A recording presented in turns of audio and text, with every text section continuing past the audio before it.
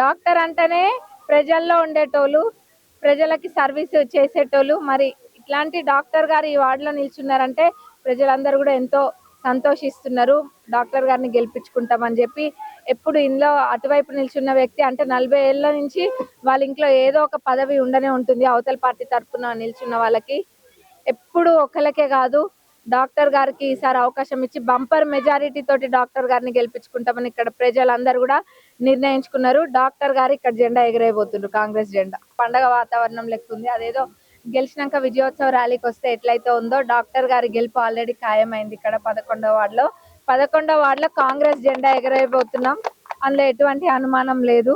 మరి డాక్టర్ గారు ఇంకా డాక్టర్ గారి మిస్సెస్ కూడా డాక్టర్ గారే. ఇక్కడ అందరికి కూడా సుపరిచితులే. ఇక్కడ అందరి ఇళ్లలో కూడా వాళ్ళు ఏదో ఒక రకంగా పరిచయం ఉన్న వ్యక్తులే. మరి మీరందరూ కూడా చూస్తున్నారు.